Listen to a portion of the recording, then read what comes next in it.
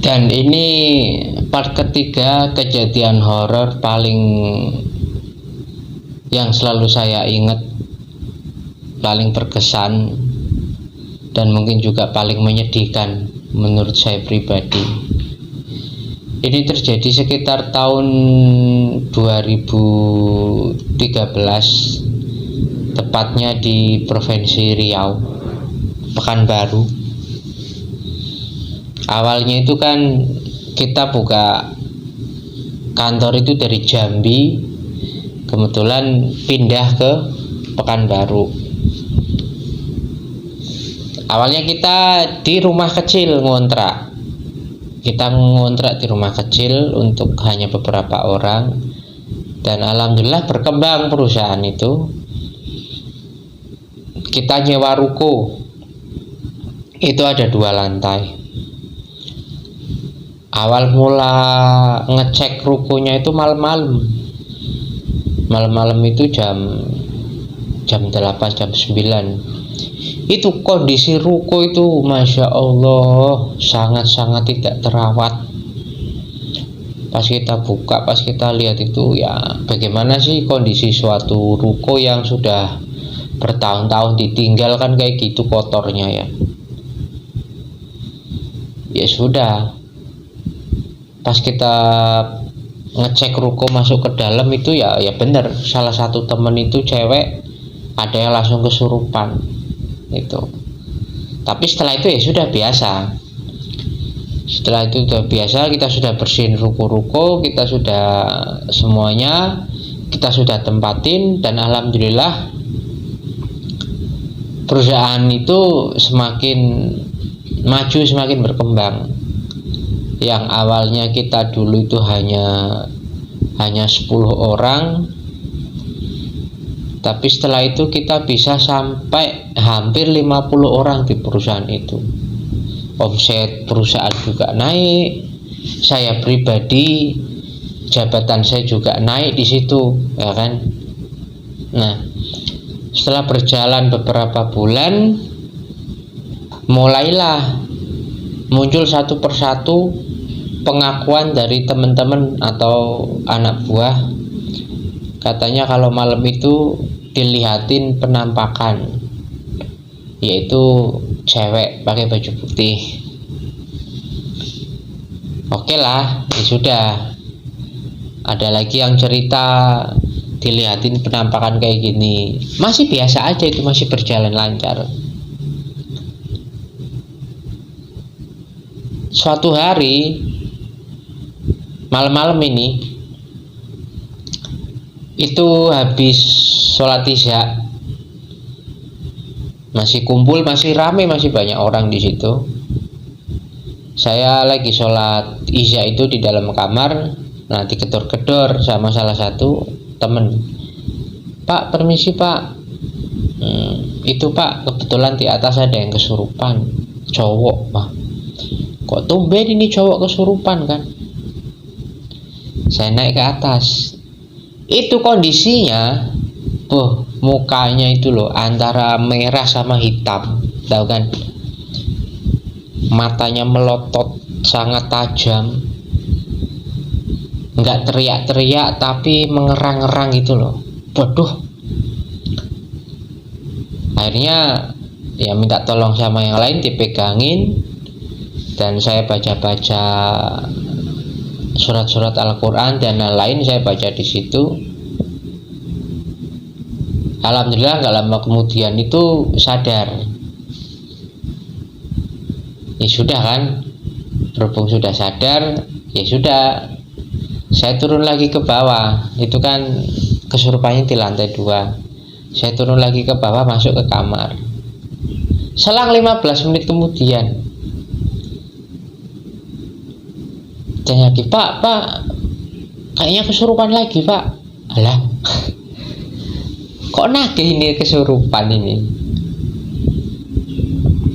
Saya lihat lagi. Nah, yang kedua kali ini beda kesurupannya.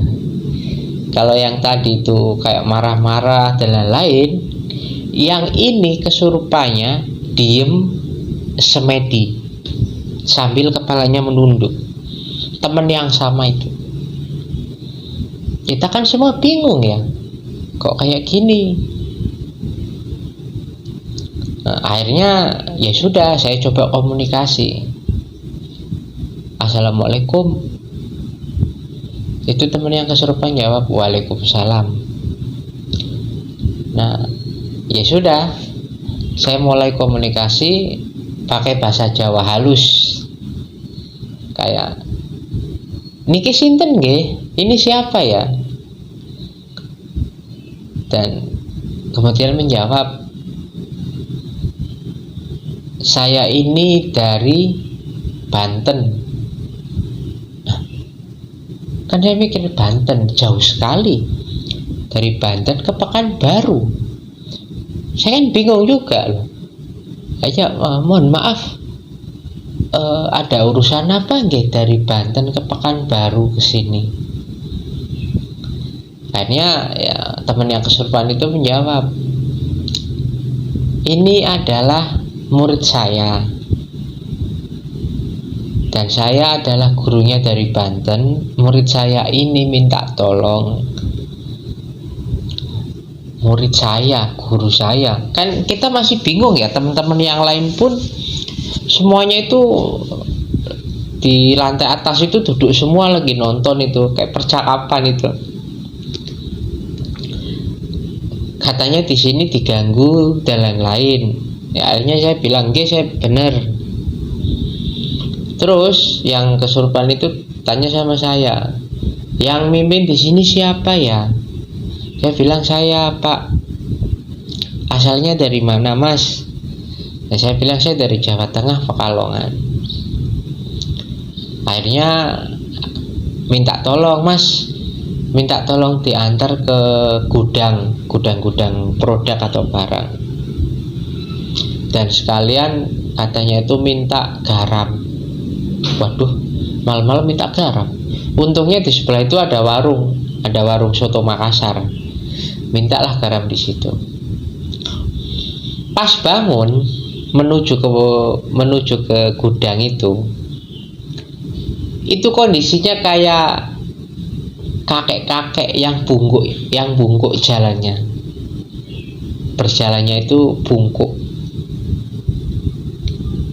Ya sudah, saya pegangin, jalan pelan sambil mungkuk, pelan masuk ke gudang. Nah, di dalam gudang itu entah sambil baca doa apa, ditaburilah garam itu. Setelah itu minta diantar ke kamar mandi pojok. Ya sudah, saya antar lagi, pelan jalannya sambil mungkuk itu, pelan. Di kamar mandi pojok doa sambil ngasih garam. Terus di pojok-pojok tembok itu juga pelan-pelan dikasih garam. Sampai akhirnya yang terakhir di ruangan manajer saya, dan bilang katanya, "Mas, saya izin masuk di sini sendirian, tunggu di luar sebentar." Ya sudah, ditutup. Dan setelah saya tutup ruangan itu, di dalam itu ramai sekali. Apapun kebanting itu, dari kursi, dari meja, dari apapun dibanting-banting kayak orang berkelahi di dalam. Ada yang kayak kebentur ke tembok, macam-macam. Ramai sekali. Selang 10 menit lah ya, kalau nggak lama 10 menit keluarlah. Temen itu yang kesurupan ya, keluar, akhirnya duduk, akhirnya ngomong, "Di sini ada satu keluarga, Mas, yaitu orang tua dan anak kecil. Dan intinya mereka nggak suka dengan kehadiran kalian." Akhirnya saya sempat bilang, "Bukannya kita sudah lama di sini? Kita sudah hampir berjalan beberapa bulan. Awalnya baik-baik saja. Kok kenapa sekarang kok nggak suka?" Dan ya itu bilang lagi, intinya ada yang nggak suka dengan kehadiran kalian di sini. Oh enggak, ya sudah. Dan selalu untuk mengingatkan bahwa jangan lupa ibadah, jangan lupa ya baca-baca Al-Quran dan lain-lain untuk keselamatan kalian masing-masing. Nah setelah itu nggak lama kemudian saya pamit dulu mas, assalamualaikum, langsung pingsan yang kesurupan itu teman itu. Nah itu kan banyak temen ya yang lihat yang lain, itu kan semua itu kan berasal dari berbagai macam pulau. Ada orang Jawa, ada orang Batak, ada orang Bugis, ada orang Padang dan lain-lain. Nggak semua ngerti kan bahasa Jawa halus. Jadi percakapan saya selama itu sama yang kesurupan itu pakai bahasa Jawa halus. Mereka tanya, Pak, sebenarnya ada apa Pak? Karena Bapak tadi ngomong pakai bahasa Jawa, apa itu kita nggak tahu, tolong dijelaskan. Ya itu saya menjelaskan bahwa tadi yang saya ngobrol ini ternyata sama seorang guru di Banten. Jadi ini yang kesurupan ini adalah muridnya untuk minta tolong yang terjadi di sini. Yang mengganggu di sini itu bahwa ada satu keluarga dan anak kecil. Ada bapak, ibu sama anak kecil di situ. Ya sudah, setelah itu kejadian oke, normal ya, nggak ada apa-apa. Nah selang besok paginya itu temen yang kesurupan masih pingsan itu. Kan saya penasaran juga ya, jam 10 pagi itu dia baru bangun. Kebetulan kan saya jaga kantor kan, karena posisi waktu itu saya sudah manajer, saya jaga kantor. Saya tanyalah, sini kamu, tadi malam itu kamu kenapa? Akhirnya dia bilang, Pak mohon maaf ya Pak sebelumnya, tadi malam itu awalnya itu Pak, saya itu suka hal-hal yang goib kayak gitu Pak, penasaran kalau ada yang ganggu. Dan setelah saya telusuri tadi malam itu Pak, itu pusatnya itu ada di ruang manajer Bapak. Terus juga itu bolak-baliknya ada di gudang dan ada juga di kamar mandi belakang. Tapi yang paling itu pusatnya ada di ruangan manajer Bapak. Dan itu Pak, waktu saya lihat, waktu saya telusuri, saya berpapasan dengan salah satu penghuni, katanya yang cowok ya, berpapasan. Nah itulah akhirnya saya kesurupan. Nah nggak lama kemudian setelah normal, nah itu saya minta tolong sama guru saya yang ada di Banten. Oh jadi kamu suka model kayak gitu? Enggak Pak, saya suka, mohon maaf ya Pak itu. Akhirnya saya bilang lagi sama itu teman, tapi ini kenapa kok yang diganggu itu yang lain-lain, sedangkan saya pribadi kok malah saya nggak pernah diganggu katanya. Dia dengan entengnya bilang, mana berani ganggu Bapak. Loh kok bisa, kenapa? Dia itu langsung bilang, Pak mohon maaf, dompet Bapak mana, boleh saya lihat? Nah dompet, ya sudah saya keluarin dompet. Itu Pak, yang kertas warna putih, coba keluarin Pak. Waduh, kok kamu tahu? Ya tahu lah Pak, Bapak punya pegangan kayak gitu lah.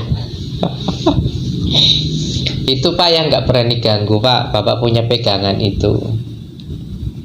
Jadi yang diganggu itu yang teman-teman yang lain, nggak berani ganggu Bapak. Oh begitu ya. Ya memang di dompet saya itu ada semacam apa dulu yang dibilang pegangan atau apa itu, tulisan-tulisan Al-Quran. Nah seiring berjalan waktu, ternyata gangguan-gangguan itu muncul kembali.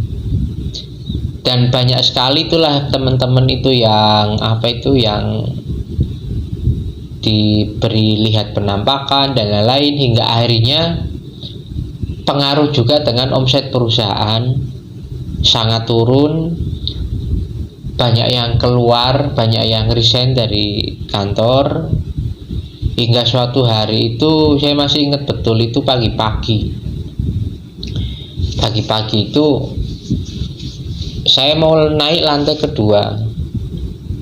Nah di belakang itu ada karyawan baru, dia bilang kayak gini, Pak, mohon maaf Pak, itu ada anak kecil mau lewat. Wah. Oh iya, biarin. Ya sudah kan, biarin. Di lantai 2 saya lagi briefing pagi. Itu tadi orang anak karyawan yang lihat, katanya lihat anak kecil itu. Selama briefing di atas itu dia menunduk kayak ketakutan. Menunduk aja. Ya, akhirnya selesai briefing saya panggil masuk ke ruangan saya. Mohon maaf, itu tadi kamu kenapa? Kok menunduk terus? Iya Pak, di situ ada cewek pakai baju putih, mukanya serem tapi ketutupan sama rambut panjang. Oh begitu, iya Pak. Oh ya sudah. Nah, setelah kejadian itu, ya kalau gangguan-gangguan yang lain saya nggak dilihatin penampakan.